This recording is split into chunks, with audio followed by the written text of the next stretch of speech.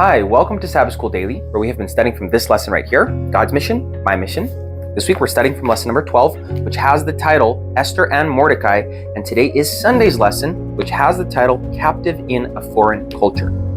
Before we actually go into what this lesson is saying, I'd like to share a little bit about my life and how that connects with what we're talking about today.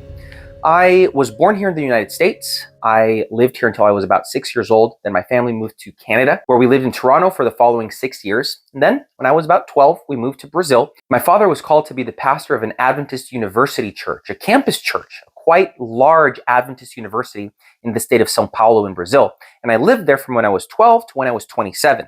Now, I'm not going to go into the details of growing up there or anything like that. That's not really the point of what we're talking about.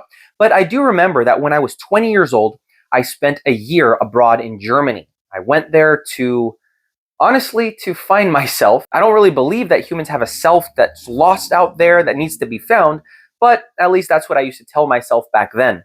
Today, I understand that humans have an I to be developed, a self to be developed, not to be found. But I went there to further develop myself. And one of the major reality shocks that I faced there was that I went from having my parents as the foundation of my religious experience to being myself the foundation of my religious experience. There was no one telling me to go to church, no one telling me to wake up on Sabbath, to go to Sabbath school, no one telling me to do this or this or this or not do this and this and this. And for a little while, I reveled in that freedom. I didn't go to church on Sabbaths. I didn't wake up in the morning to go to Sabbath school. I didn't really read my Bible. I didn't really pray all that much. But after a few months, I got my act together. I truly believe that that's the moment where I converted to Jesus Christ wholeheartedly. Up to that point, I know that I was convinced of the gospel. I was convinced of God, but I don't believe that I was converted to Jesus yet. You see, contrary to every other religion, which revolves around ideals, values, and even morals, Christianity revolves around a person, and that person is Jesus Christ. And so I hadn't met Jesus yet, but at that moment in Germany, Jesus found me. I don't really like it when people say that they found Jesus. Jesus isn't lost. We're the ones who are lost. He's the one that finds us. And so at that moment, I was found by Christ, and my life changed. If you'd like to hear my testimony, I'm going to link the video down here below in the description. I shared it to a group of young people at Amazing Facts Youth a few years ago, and so the story will be there and you'll be able to hear it in more detail. In any case, what I want to highlight today in our Sabbath School video right now is the fact that sometimes when we go through drastic changes, drastic moves, we really have to kind of shift a little bit in our life to figure out why we are what we are.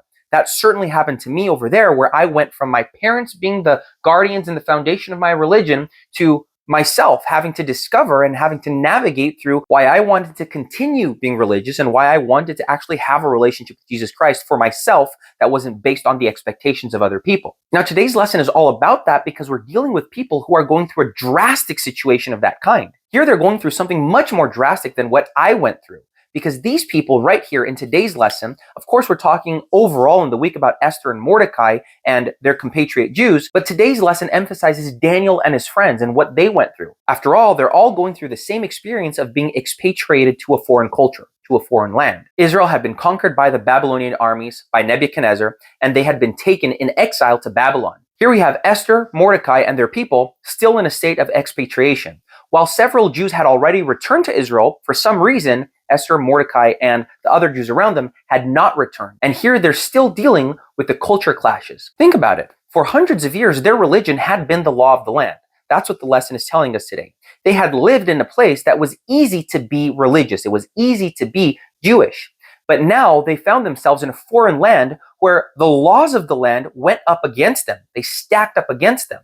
I don't know if you've ever been through something like that before, where local laws or just the way that things are in our culture in our modern times, they go against what we believe in. One of the best and easiest examples is regarding the Sabbath, where work and school and even other activities usually happen on this day. And yet we're called to be faithful to God and to put Him first.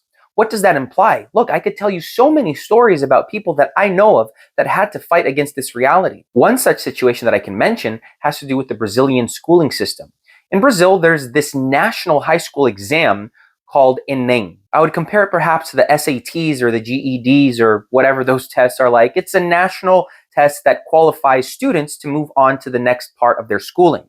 And this test always used to be on Sabbath, on Saturdays. I remember that my senior year of high school was the last year where this test was done on Sundays. After that, it always happened on Saturdays. And this was a long test. It went from noon all the way up to like 11 o'clock at night.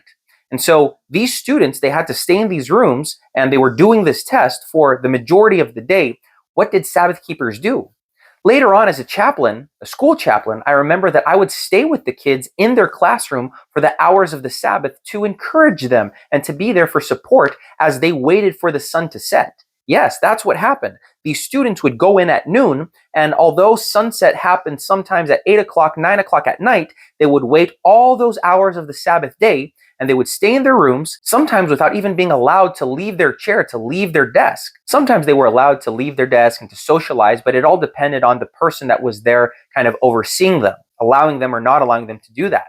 I've been in situations where we had to stay sitting down doing nothing for 8, 9 hours. And other times we could move around, we could talk to each other. But in any case, I want you to know that this is what the Adventist youth in Brazil did for several years. This happened for about a decade. A few years ago, a law came out that changed this test to Sunday again. And that was done to a great extent because of the Sabbath keepers that would have to go through the same situation every year. So you see that the Lord is faithful. When his children stand up for what they believe in, he is faithful. That's what happens in the stories mentioned in today's lesson with Daniel and his 3 friends. Young men who did not fear to stand up for God. They went through some very extreme circumstances, and yet they were faithful. And at the end, God honored their faithfulness. So I'd like to encourage you. Do you have to go through anything like that? Have you ever gone through a situation like that where you were put to test because of your religious belief, because of your faithfulness to God? Stand up for what's right. The Lord will always honor his children. If not here in this life, just like Daniel's friend said, "O King Nebuchadnezzar, this is a non-issue for us. Even if you kill us, we will not bow down. Know that our God can deliver us, but if he doesn't, we will still be faithful to him." So, either in this life or in the life to come, God does honor his children. May he bless you. Study today's lesson. Look up the text of Daniel that really reveal this reality that will be a blessing to you. Also, please remember to comment down below with any questions or any comments. I'd love to interact with you. And remember to like, to share, and to subscribe to our videos. We release one every day. And I hope to see you again here tomorrow for another Sabbath School Daily.